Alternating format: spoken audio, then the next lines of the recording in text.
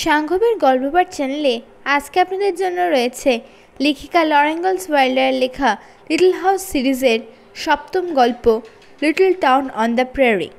আজকে রয়েছে তৃতীয় এবং শেষ পর্ব। 9। শরৎকালটা পড়িয়ে মিনেসোটায় ফিরে গেলেন মিস ওয়াইল্ডার। শীতকালের জন্য টিচার নির্বাচিত হলেন মিস্টার ক্লিভেট। শান্ত কিন্তু দৃঢ় মানুষ মিস্টার ক্লিভেট। শব্দ নেই ক্লাসে। বড় ছেলেরাও সবাই স্কুলে আসছে এখন। দ্রুত বাড়ছে পড়াশোনা। কিন্তু এবছর এখনও পর্যন্ত বরফের দেখা নেই। বিরতির সময় ছেলেরা মাঠে বেসবল খেলে। বড় মেয়েরা এখন আর বাইরে তেমন একটা যায় না। বিরতির সময় লরা ডেস্ক ছেড়ে নড়ে না, ডুবে থাকে পড়ায়। যদিও ক্লাসে সব বিষয়ে সবার চেয়ে বেশি নম্বর পায়ও, তবু ওর ভয় যদি টিচার হতে না পারে। প্রায় 15 হতে চলল ওর বয়স। 16 হলেই পরীক্ষা দিয়ে টিচিং সার্টিফিকেট সংগ্রহ করতে চাইও। তাহলে মেয়ের কলেজের খরচ মেটানো ওদের পক্ষে সহজ হবে। তবে ওকে বেশিক্ষণ একা থাকতে দেয় না আইডিয়া। টেনে হিস্ট্রি নিয়ে যায় আড্ডায়। ওরা একে অপরের অ্যালবামে স্মৃতিচিহ্ন হিসেবে কবিতা লিখে সই করে। নিজের নামে কার্ড তৈরি করিয়ে বান্ধবীদের মধ্যে বিলি করার ফ্যাশন চালু হয়েছে শুনে ওরাও কার্ড ছাপালো। লরা যেদিন নিজের কার্ডগুলো ডেলিভারি দিয়ে প্রেস থেকে বেরুলো, সেদিন এক মজার কাণ্ড ঘটে গেল। রাস্তায় দাঁড়িয়ে আরেকবার দেখছে ছাপার অক্ষরে নিজের নামটা, লরা এলিজাবেথ ইঙ্গলস। হঠাৎ ঝকঝকে একটা বাঘি দাঁড়িয়ে পড়ল ওর পাশে। চোখ তুলেই বাদামি রঙের মর্গ্যান ঘোড়া দুটোকে দেখতে পেল লরা। আলমন্সো ওয়াইল্ডার টুপিটা এক হাতে নিয়ে দাঁড়িয়ে রয়েছে বাঘির পাশে, অপর হাতটা বাড়িয়ে দিল সামনে। স্কুলে যাচ্ছ বুঝি? আপত্তি না থাকলে উঠে পড়ো, তাড়াতাড়ি পৌঁছানো যাবে। আলমন্সোর হাত ধরে বাগিতে উঠল লরা। পাশে বসে আলমন্সো ছেড়ে দিল গাড়ি। বিস্ময়, লজ্জা আর আনন্দে বাকরুদ্ধ হয়ে গিয়েছে লরা। সত্যি কোনোদিন এই গাড়িতে চড়ার সৌভাগ্য হবে ভাবিনিও আসলে। মনে মনে চাইতো, ব্যাস ওই পর্যন্তই। চড়ে মনে হচ্ছে স্বপ্নের মতো রাজহাঁসের মতো হাওয়ায় ভেসে বেড়াচ্ছে। আমি লরা ইনগালস, সংবিত ফিরে পেয়ে কোনো মতে বলল লরা, যদিও জানে ওকে ভালোভাবেই জানে ভদ্রলোক। আমি জানি, বলল আলমান্সো সহজ গলায়। তোমার বাবার সঙ্গে আমাদের ভালো পরিচয় আছে। তাছাড়া আমার বোন প্রায় বলতো তোমার কথা। কি অপূর্ব সুন্দর ঘোড়া, মনের কথাটা বলে ফেলল লরা। কি নাম ওদের? এপাশেরটা লেডি আর ওপাশেরটা হচ্ছে প্রিন্স। ঘোড়ার প্রশংসায় খুশি হয়ে উত্তর দিল আলমান্সো। এরপর দুজনেই চুপ। কি বলবে কথা খুঁজে পাচ্ছে না লরা। শেষে বলল, প্রেস থেকে আমার নেম কার্ড ডেলিভারি দিলাম আজ। তাই বুঝি? পকেটে হাত ভরল আলমান্সো। আমারগুলো সাদা মাটা বিজনেস কার্ড, মিনেসোটা থেকে তৈরি করিয়েছি। একটা কার্ড বের করে লরার হাতে দিল আলমান্সো। সাদা কার্ডে কালো কালিতে লেখা আলমান্সো জেমস ওয়াইল্ডার। নামটা উদ্ভট, তাই না? বলল আলমান্সো। কিছু একটা বলা দরকার, কিন্তু মাথায় তেমন কিছুই আসলো না লরার। বলল, নতুনত্ব আছে। এটা আমার ঘাড়ে এসে চেপে বসেছে বংশের তরফ থেকে, গম্ভীর সুরে বলল আলমান্সো। আমাদের বংশে কারোর না কারোর এই নাম রাখতেই হয়। বহু বছর আগে ক্রুসেডের সময় আমাদের পূর্বপুরুষ কোন এক ওয়াইল্ডারকে নাকি এই নামের এক আরব মৃত্যুর হাত থেকে বাঁচিয়েছিলেন। তার নাম ছিল আল মনজুর। ওটাই কয়েক পুরুষে বদলে গিয়ে এই নাম দাঁড়িয়েছে। নামটা শুধু অসাধারণ নয়, এর একটা ঐতিহাসিক মূল্য আছে, বলল লরা। তারপর আবার বলল, ভালো নাম। সততার সঙ্গেই বলল ও কথাটা, কিন্তু ওই নামের কার্ডটা কি করবে বুঝতে পারছে না। হাতে ধরে রেখেছে ওটা। ফেরত দেওয়াটা কি অভদ্রতা হবে? কিংবা ফেরত না দেওয়াটা? যদি ফেরত না নেয় তাহলে কি ওর কার্ডটা নিজের কাছেই রেখে দেবে? কিন্তু কিছুই বলছে না আলমান্সো। স্কুল হাউসটা কাছে এসে যাচ্ছে। আপনার কার্ডটা ফেরত নেবেন না? শেষমেশ জিজ্ঞাসাই করে ফেলল লরা। তুমি ওটা রাখতে পারো ইচ্ছা করলে, জবাব এলো। তাহলে আমার একটা কার্ড দিই আপনাকে, বলে প্যাকেট থেকে একটা কার্ড বের করে ওর হাতে দিল লরা। বাহ, সুন্দর কার্ড তো, বলে ওটা পকেটে রেখে দিল আলমান্সো। স্কুল হাউসের দরজার সামনে থামল বাগি। বাগি থেকে নেমে টুপি খুলে হাতে নিল আলমাঞ্জু। তারপর লড়াকে সাহায্য করলো নামতে। গাড়ি চড়তে খুব ভালো লাগলো, আপনাকে ধন্যবাদ, বলল লড়া। আমারও ভালো লাগলো, সহজ কণ্ঠে বলল আলমাঞ্জু। মুচকি হেসে যোগ দিল, ধন্যবাদ। হ্যালো ওয়াইল্ডার, মাঠ থেকে হাঁক ছাড়লো ক্যাব গার্লেন্ড। ওর দিকে হাত নেড়ে রওনা হয়ে গেল গাড়ি। এদিকে ঘন্টা বাজতে শুরু করেছে। চট করে ক্লাসরুমে ঢুকে পড়ল লড়া। সিটে বসে না বসেই পুলকিত আইডা ওর বাহু ধরে চাপ দিয়ে ফিসফিস করে বলল, ইস, তুমি যখন বাগি থেকে নামছো তখন যদি ওর মুখটা দেখতে একবার। ওদের থেকে একগাল হাসি লড়ার দিকে ছুড়ে দিল মেরি পাওয়ার আর মিনি। নেলি শুধু পাথরের মূর্তির মতো বসে থাকলো অন্যদিকে চেয়ে। শহরে নানান রকম সাংস্কৃতিক কর্মকাণ্ড শুরু হয়ে গেল। বিশেষ বিশেষ দিনে স্কুল হাউসে গিয়ে জড়ো হয় শহরবাসী, নারী পুরুষ। কোনো দিন গানের জলসা, কোনো দিন বানান প্রতিযোগিতা, কোনো দিন নাটক বা ক্যারিকেচার আয়োজন করা হয়। সবাই মিলে নিত্য নতুন বুদ্ধি বের করে দূর করে একঘেয়েমি, উপভোগ করে একে অপরের সান্নিধ্য। লেখাপড়ার পাশাপাশি এইসব কর্মকাণ্ডে যোগ দিয়ে চমৎকার কাটে লড়ার সময়। খিটি বড় হয়ে গিয়েছে, ইতিমধ্যে গোটা শহরের নাম ছড়িয়ে পড়েছে।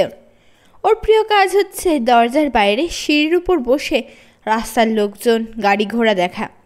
প্রথম প্রথম মজা দেখার জন্য কেউ কেউ ওর পিছনে কুকুর লেলিয়ে দিয়েছে, কিন্তু ওই একবারই। সেসব কুকুর আর জীবনে ওর সঙ্গে লাগতে আসেনি। নতুন কুকুর হলে এখনও এক হাতটা ঘেউ ঘেউ করে তেড়ে আসে। চুপচাপ বসে থাকে কিটি। কুকুরটা কাছে এলেই ফ্যাঁচ করে বিকট এক চিৎকার দিয়ে এক লাফে চড়ে বসে ওর পিঠে। সামনে দুই পায়ের নখ দিয়ে ওর নাকে মুখে চালাতে থাকে থাবার পর থাবা। পড়ি কি মরি করে দৌড় লাগায় কুকুরটা আর্ত চিৎকার করতে করতে। ওটাকে বেশ কিছু দূর দাপড়ে নেওয়ার পর ওর পিঠ থেকে নেমে বিজয়িনীর ভঙ্গিতে হেলে দুলে ফিরে এসে কিটি বসে ওর প্রিয় জায়গাটায়। আত্মসম্মান জ্ঞানসম্পন্ন কোনো কুকুর বা তার মালিক আর দ্বিতীয়বার লাগতে আসে না ওর সঙ্গে। মাঝে মাঝে মেরির চিঠি আসে।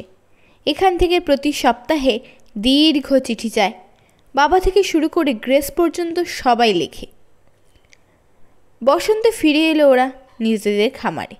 বাবা লেগে গিয়েছে চাষাবাদের কাজে। মুরগির বাচ্চাগুলো বড় হয়ে ডিম পাড়তে শুরু করেছে। কিটি গোফর ধরে খেয়ে খেয়ে মোটা তাজা হয়ে গিয়েছে। প্রায় পরিবারের সবার খাওয়ার জন্য এক গাদা গোফর এনে হাজির করে রাখে দরজার বাইরে। শুনলে তো? ওর অত্যাচারে এলাকা ছাড়তে বাধ্য হলো অসংখ্য গোফর পরিবার। যখন ফসল পাকল, এবছরও এলো কালো পাখি, কিন্তু সংখ্যায় অনেক কম। এদেরও বেশ কয়েকটা মারা পড়ল কিটির হাতে, কিছু মরল বাবার বন্দুকের গুলিতে। কিন্তু তারপরেও অনেক ক্ষতি করলো ওরা ফসলের। আবার এলো শরৎকাল। শরতে চলে এলো ওরা। স্কুলে যেতে শুরু করলো আবার লড়া আর ক্যারি। নতুন টিচার মিস্টার আওয়েন পড়াচ্ছেন এখন। ইনি সেই মিস্টার স্যাম আওয়েনের ছেলে। 4 জুলাইয়ের বাগি রেসে আলমাঞ্জু ওয়াইল্ডার মর্গানের কাছে যার বেগুলো পরাজিত হয়েছিল। এর বয়স বেশি না, কিন্তু খুবই ভালো পড়ান আর অত্যন্ত গুরুগম্ভীর, দায়িত্বশীল মানুষ। কয়েকদিনই ছাত্রছাত্রীদের বিশেষ করে লড়ার ভক্তি শ্রদ্ধা অর্জন করে নিলেন। ছাত্র বেড়ে যাওয়ায় একদিন মিস্টার আওয়েন বললেন, স্কুলটাকে বাড়ানো দরকার। শহরবাসীকে দিয়ে এই বাড়তি খরচ করাতে হলে আগে তাদের মুগ্ধ করতে হবে স্কুল এক্সিবিশনের মাধ্যমে। এজন্য তোমাদের উপর নির্ভর করছি আমি। আমরা এমন শো দেব যে শহরবাসী এটাকে নিজের দায়িত্ব বলে ভাববে। শুরু হলো প্রস্তুতি। লড়া আর আইডার উপর পড়ল গোটা মার্কিন ইতিহাস মুখস্থ বলার ভার। সারা স্কুলে সাজ সাজ রব পড়ে গেল। উৎসাহ উত্তেজনায় যেন ফেটে পড়বে স্কুল হাউসটা। এদিকে চার্চে শুরু হয়েছে রিভাইভাল মিটিং। পরপর 7 দিন চলবে একটানা। স্কুলে লেখাপড়ার পর এক্সিবিশনের রিহার্সাল শেষ করে বাড়ি পৌঁছে 4টে খেয়ে প্লেট ধুয়ে আবার কিছুক্ষণ পড়ে নেয় লড়া। কিন্তু মার তাগাদায় বই রেখে পোশাক পরতে হয় গির্জায় যাবে বলে। আশপাশের কয়েকটা কাউন্টি থেকে অনেক লোক আসছে রিভাইভাল মিটিংয়ে, ফলে চার্চে তিল ধারণের ঠাঁই নেই। কপাল গুনে কয়েকটা খালি সিট পেয়ে বসতে পারল ওরা। রেভাল ব্রাউন শুরু করলেন 154 নম্বর হেন থেকে। সবাই উঠে দাঁড়ালো, গলা মেলানো তার সঙ্গে। তারপর দীর্ঘ প্রার্থনা, তারপর আবার হিম। চলল এইভাবে। সব শেষে কয়েকজন সামনে এগিয়ে গিয়ে হাঁটু ভাঁজ করে বসল। এরা পাপ করেছে, অনুতপ্ত হয়ে ক্ষমা চায় ঈশ্বরের। গ্রেসকে কোলে নিয়ে বাবা বলল, চলো এবার যাই। বাবা মার পিছনে হাঁটছে লড়া। কেউ যেন ওর কোটের আস্তিনে হাত রাখল। পর মুহূর্তেই একটা গলা শুনতে পেল, তোমাকে বাড়ি পৌঁছে দিই। লড়া চেয়ে দেখল দাঁড়িয়ে রয়েছে আলমানজো ওয়াইল্ডার। কি বলবে বুঝতে পারছে না লড়া, এমনকি মাথা ঝাঁকাতেও ভুলে গিয়েছে। ওর বাহু ধরে ভিড় বাচ্চি ওকে বাইরে নিয়ে এলো আলমানজো। চার্চ থেকে বেরিয়ে বাবা সাহেব বাতিটা জেলে নিয়ে সোজা হয়ে দাঁড়িয়েছে। মা বলে উঠল, আরে লড়া কোথায় গেল? পিছন ফিরে আলমানজোর সঙ্গে লড়াকে আসতে দেখে চোখ ছানা বড়া হয়ে গেল মার। চলে এসো ক্যারোলিন, ডাকলো বাবা। চোখ বড় করে লড়াকে দেখে নিয়ে পিছন ফিরল মা, কিন্তু ক্যারি আর দৃষ্টি ফেরাতে পারছে না। হাঁ করা মুখটাও বন্ধ করতে ভুলে গিয়েছে। মা ওকে টেনে নিয়ে এগোলো। বরফ জমে সাদা হয়ে গিয়েছে রাস্তাটা। ঠান্ডা পড়েছে খুব, কিন্তু হাওয়া নেই। ঝিলমিল করছে পরিষ্কার আকাশে উজ্জ্বল তারাগুলো। কথা বলছে না আলমানজো। লড়াও বুঝতে পারছে না কি বলবে। চোটের হালকা গন্ধ আসছে আলমানজোর ভারী কোট থেকে। ভালোই লাগছে লড়ার, তবে অপরিচিত। বাবার পাইপের গন্ধের মতো আপন নয়। ভাগ্যিস এবার তুষার ঝড় নেই, অবশেষে বলল লড়া। হ্যাঁ, এবারে সে তো অনেক নমনীয়, বলল আলমানজো। তারপর চুপ। পায়ের নিচে বরফ ভাঙার মৃদু শব্দ শুধু আসছে কানে। পরিষ্কার দেখতে পেল লড়া লণ্ঠন হাতে রাস্তা পার হয়ে বাবা বাড়িতে ঢুকছে। তার পিছু নিয়ে বাকি সবাই। বন্ধ দরজার সামনে এসে দাঁড়ালো লড়া আর আলমানজো। তাহলে শুভরাত্রি, বলল আলমানজো। এক পা পিছিয়ে মাথা থেকে টুপি খুলল। কাল রাত্রে আবার দেখা হবে। গুড নাইট, বলেই আর দেরি করল না লড়া। দরজা খুলে ঢুকে পড়ল বাড়িতে। লণ্ঠন উঁচু করে ধরে রেখেছে বাবা। মা বাতি জ্বালছে। বাবার কথা শেষটুকু শুনতে পেল ও। বিশ্বাস আছে আমার। আর এ তো শুধু গির্জা থেকে বাড়ি পর্যন্ত হেঁটে আসে ক্যারোলিন। কিন্তু মাত্র 15 বছর বয়স ওর, বলল মা। একটু শব্দ করেই দরজা বন্ধ করল লড়া। বাতি জ্বালা হয়ে গিয়েছে। ফিরে চাইল বাবা। জানতে চাইল, রিভাইভাল মিটিংটা কেমন লাগলো তোমার লড়া? ভালো, তবে একটু নাটুকে, জবাব দিল লড়া। রেভারেন্ড অ্যালড্রেনের সারমন আমার অনেক বেশি ভালো লাগে। ঠিক বলেছ, সমর্থন করল বাবা। আমারও। পরদিন বেশ কয়েকবার মনে হলো ওর আলমানজো ওয়াইল্ডারের কথা। যেহেতু 2 বছর যাবৎ উনি হোমস্টেডার, আর 21 বছর বয়স না হলে হোমস্টেড ক্লেম করা যায় না। ভদ্রলোকের বয়স এখন অন্তত 23।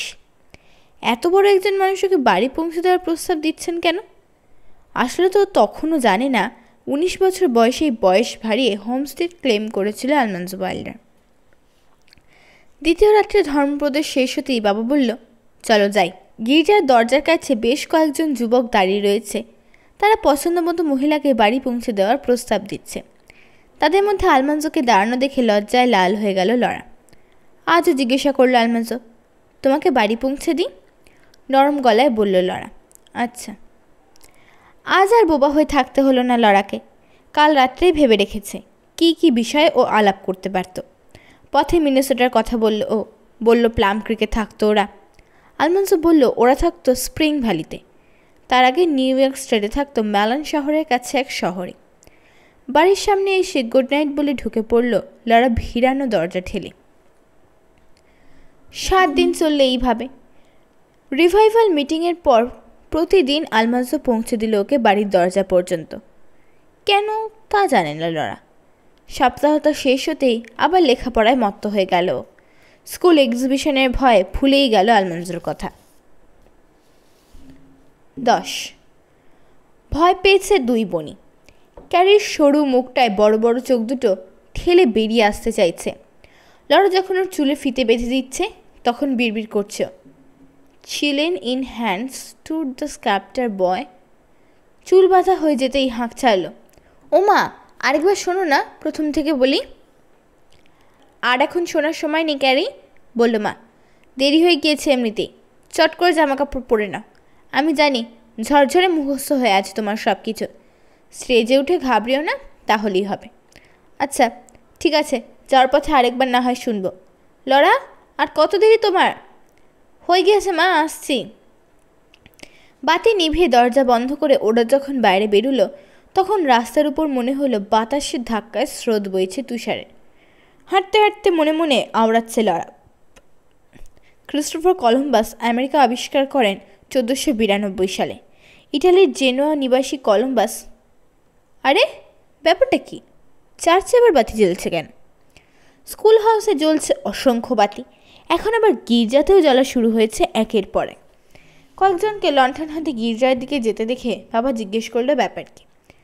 জবাব দিলেন মিস্টার ব্র্যাডলি, এত লোক এসেছে যে স্কুল হাউসে জায়গা হচ্ছে না, তাই সবাইকে গির্জায় যেতে বলেছে আওয়েন। শুনলাম তুমি নাকি আজ আমাদের তাক লাগিয়ে দেবে লরা? জিজ্ঞেস করলেন মিসেস ব্র্যাডলি। কে জবাব দিত ঠিক বলতে পারবে না লরা। তখন ওর মাথায় রেলগাড়ির মতো চলছে আমেরিকার ইতিহাস। ঢোকার মুখে মানুষের ভিড় এত বেশি যে লরার ভয় হলো। এর ভিতর দিয়ে এগুলে চুলের কাটা একটাও থাকবে না জায়গা মতো। কোনো মতে ভিতরে ঢুকে দেখা গেল সিটগুলো প্রায় ভর্তি হয়ে গিয়েছে।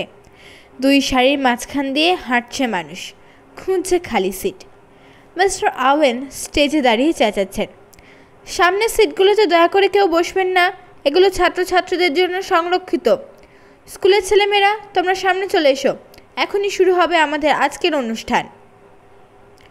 একটু পরে মিস্টার আওয়েন নেমে এসে লরাকে বললেন, আমেরিকান প্রেসিডেন্টের ছবিগুলো টাঙানো হচ্ছে পিছনের দেওয়ালে, স্কুল হাউসে যেমন ছিল ঠিক তেমনইভাবে, বুঝলে?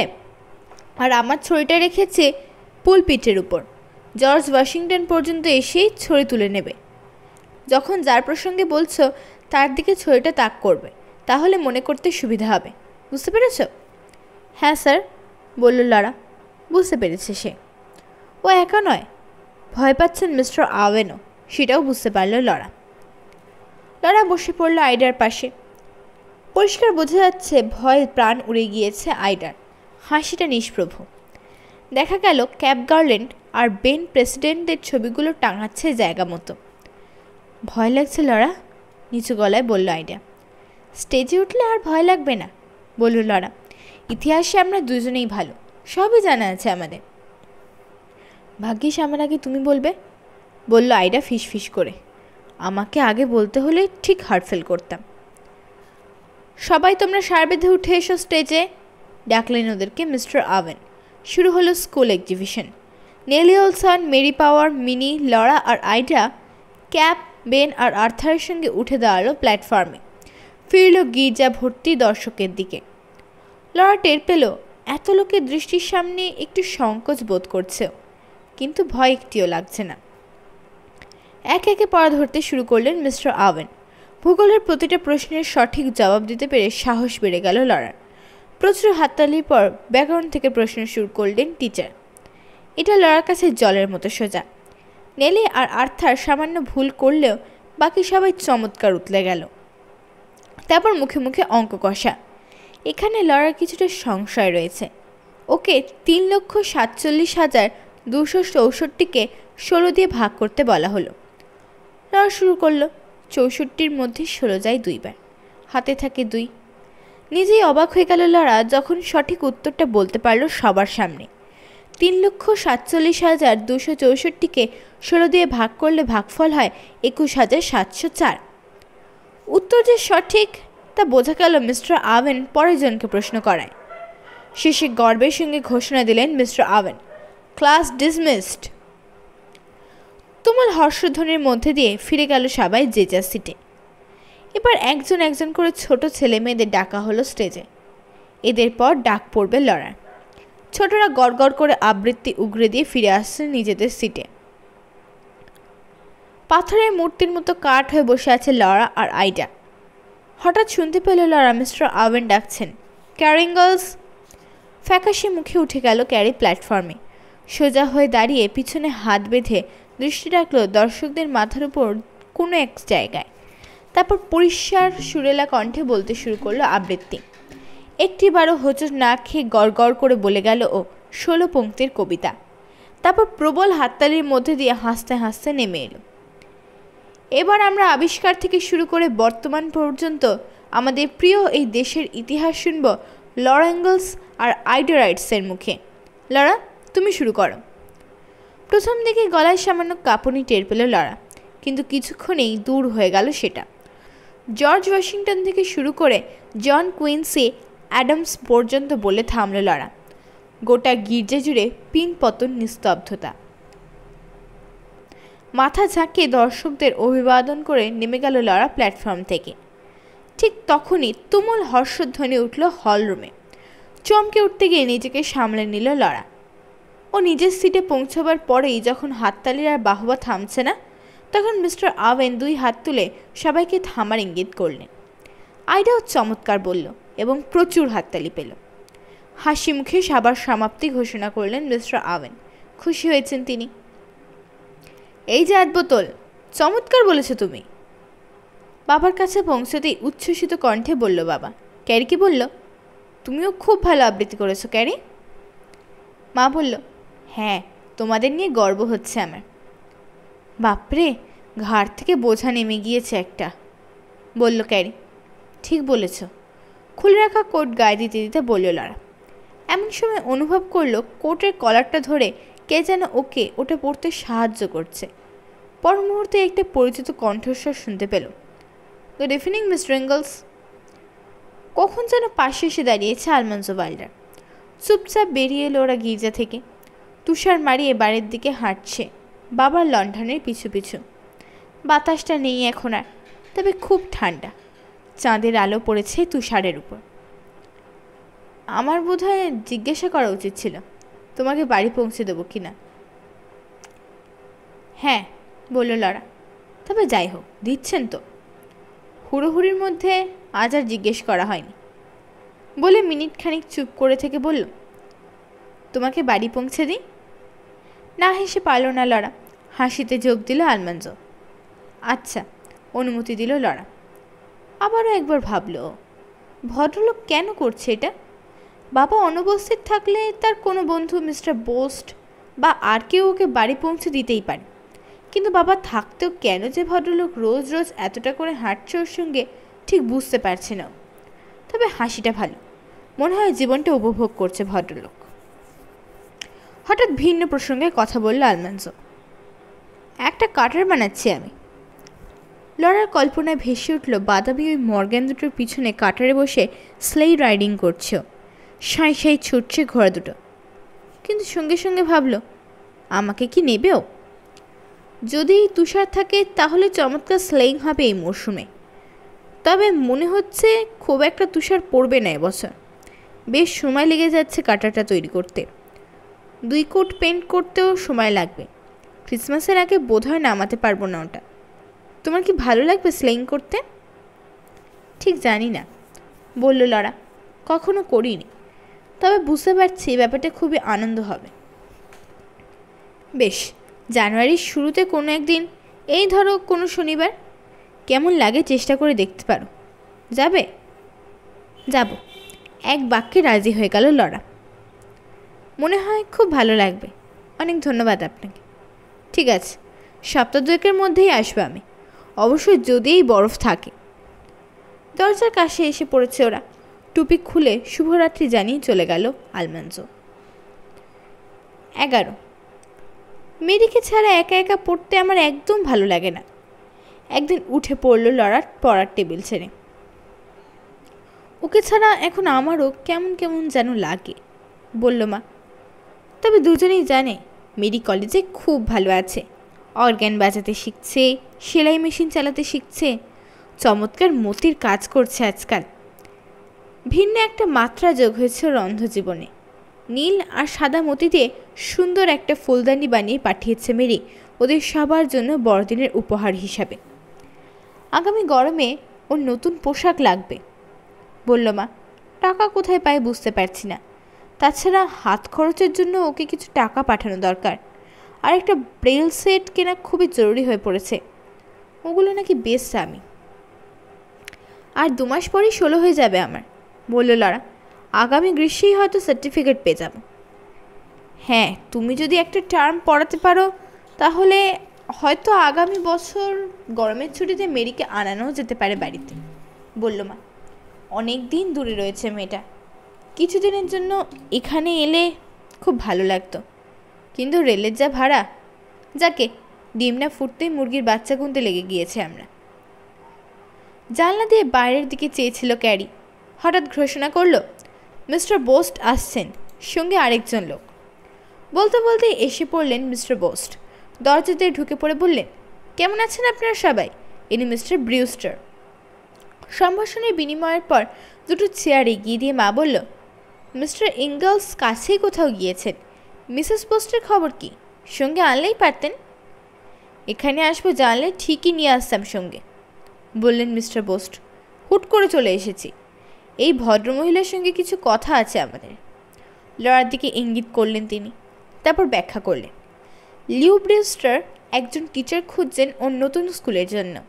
গত রাত্রে স্কুল এক্সিবিশনে দেখে ওর মনে হচ্ছে টিচার হিসেবে লড়াকে পেলে সবচেয়ে ভালো হয়। শুনে আমি বললাম, ও যদি রাজি হয় তাহলে তোমার কপাল ভালো বলতে হবে। কথাটা শুনে বুকের ভিতর লাফ দিয়ে উঠল লড়ার কলজেটা। ধরাস ধরাস করছে এখন। কোনো মতে বলতে পারল, আমার তো এখনও বয়সই হয়নি।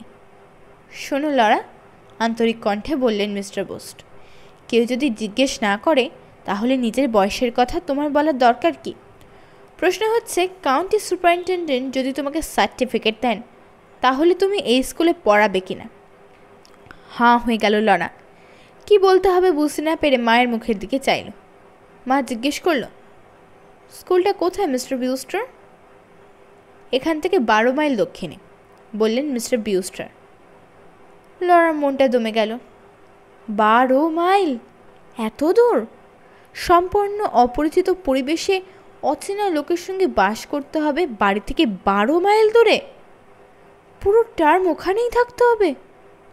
এত দূর থেকে প্রত্যেক সপ্তাহে বাড়ি আসা সম্ভবও হবে না, আর বাবার পক্ষে অত পয়সাও জোগাড় করা সম্ভব নয় যে প্রতি সপ্তাহে বাড়ি নিয়ে আসবে।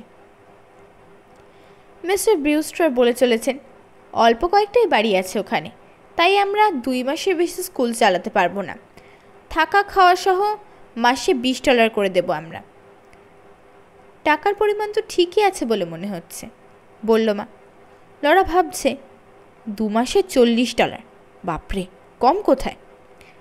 মিস্টার ইঙ্গলস, আপনার পরামর্শের খুবই দাম দেয় মিস্টার বোস্ট, বলল মা। লিউ ব্রিউস্টার আর আমি পূবে থাকতেই ঘনিষ্ঠ বন্ধু ছিলাম, বললেন মিস্টার বোস্ট। আমার ধারণা এটা লড়ার জন্য একটা ভালো সুযোগ। আমিও স্কুলে পড়াতে পারলে খুশি হব, বলে ফেলল লড়া। তাহলে আমাদের এক্ষুনি উঠতে হয়, বলল মিস্টার বোস্ট। উঠে দাঁড়ালেন দুজনেই। উইলিয়ামস শহরেই আছে, দেখি আজই ওকে ডেকে এনে পরীক্ষা নেওয়ার ব্যবস্থা করা যায় কিনা। ঝটপট বিদায় নিয়ে ছুটলেন ওরা। কি মনে হয় মা? জানতে চাইল লড়া। পাশ করতে পারবো আমি? পারবে, বলল মা। বেশি উত্তেজিত হয়ে পড়ো না, আর মোটেই ভয় পেও না, তাহলে দেখবে ব্যাপারটা কিছুই না। স্কুলের একটা পরীক্ষার মতো নেবে ব্যাপারটাকে, তাহলেই দেখবে সব ঠিক আছে। খানিক বাদেই বিরাট বুপে এক ভদ্রলোক এলেন। উইলিয়ামস বলে নিজের পরিচয় দিলেন, আর হাসি খুশি চেহারা দেখে সমস্ত ভয় দূর হয়ে গেল লড়ার। আচ্ছা, তোমারই সার্টিফিকেট লাগবে বুঝি? পরীক্ষার কিছু আছে বলে তো মনে হয় না আমার। কাল রাত্রে স্কুল এক্সিবিশনে ছিলাম আমি, কোনো প্রশ্নেই আটকাওনি তুমি। তবু নিয়ম রক্ষার জন্য একটু বসা যাক, কি বলো? সংক্ষিপ্ত পরীক্ষার পরে কালি কলম চাইলেন মিস্টার উইলিয়ামস। তারপর বাবার ডেস্কে বসে একটা ফর্ম পূরণ করলেন যত্নের সঙ্গে। কলমের নিপটা ওয়াইপারে মুছে দোয়াতের মুখে কর্ক দিয়ে ভালো করে এঁটে বন্ধ করে ফর্মটা এগিয়ে দিলেন লড়ার দিকে। এই যে ধরো মিস ইঙ্গলস, ব্রিউস্টার তোমাকে জানাতে বলে দিয়েছে আগামী সোমবার খুলছে ওদের স্কুল। আবহাওয়ার অবস্থা বুঝে শনি অথবা রবিবার আসবে তোমাকে নিতে। শহর থেকে 12 মাইল দক্ষিণে স্কুলটা, জানো তো? হ্যাঁ স্যার, মিস্টার ব্রিউস্টার বলেছেন। বেশ, তোমার সৌভাগ্য কামনা করি। উঠে দাঁড়ালেন তিনি। আপনাকে অনেক ধন্যবাদ স্যার, বলল লড়া। মার কাছে বিদায় নিয়ে চলে গেলেন মিস্টার উইলিয়ামস। এতক্ষণে সার্টিফিকেটের দিকে চাইল লড়া। 1 বছরের জন্য থার্ড গ্রেড সার্টিফিকেট পেয়েছে। পঠনে পেয়েছে 62, হাতের লেখায় 75, ইতিহাসে 98, ইংরেজি গ্রামারে 81, অঙ্কে 80 আর ভূগোলে 85। বাবা যখন ঘরে ঢুকলো তখনও কাগজটা হাতে ধরে দাঁড়িয়ে আছে লরা। কি হলো লরা? জিজ্ঞেস করলো বাবা। মনে হচ্ছে কাগজটা কামড়ে দেবে বলে ভয় পাচ্ছ? স্কুল টিচার হয়ে গিয়েছে বাবা, বলল লরা। বলে কি? ক্যারোলিন কি বলছো? সব শুনে খুশি হলো বাবা। বার কয়েক মন দিয়ে পড়লো সার্টিফিকেটটা, অবাক চোখে দেখলো লরাকে। বলল, আমার সেই ছোট্ট আধবোতল মিস্টার সাইডারটা বড় হয়ে গেল। কথাটা খুশি খুশি ভঙ্গিতে বলতে চাইলো বাবা, কিন্তু কেমন যেন ফাঁপা শোনালো গলাটা। এবার লড়াও চলে যাচ্ছে দূরে। মেরির সব প্রয়োজন মেটানো যাবে এবার। গরমের ছুটিতে বাড়িও আসতে পারবে মেরি, বলল লরা। কিন্তু বাবা, তোমার কি মনে হয় সত্যি আমি স্কুলে পড়াতে পারবো? নিশ্চয়ই পারবে লরা, বলল বাবা, নিশ্চয়ই পারবে। সাংঘবের গল্পপাঠ চ্যানেলে আপনারা এতক্ষণ শুনছিলেন লেখিকা লরা ইনগালস ভার্লারের লেখা লিটল হাউস সিরিজের 7ম গল্প লিটল টাউন অন দ্য প্রেয়ারি। আজকে ছিল 3য় এবং শেষ পর্ব। আপনারা যদি আমার চ্যানেলে নতুন হয়ে থাকেন তবে অবশ্যই চ্যানেলটি সাবস্ক্রাইব করতে ভুলবেন না। আপনাদের যদি আমার গল্পপাঠ ভালো লেগে থাকে তবে অবশ্যই গল্পপাঠটিতে একটি লাইক দেবেন এবং গল্পপাঠটি বন্ধুদের সাথে শেয়ার করবেন। নমস্কার।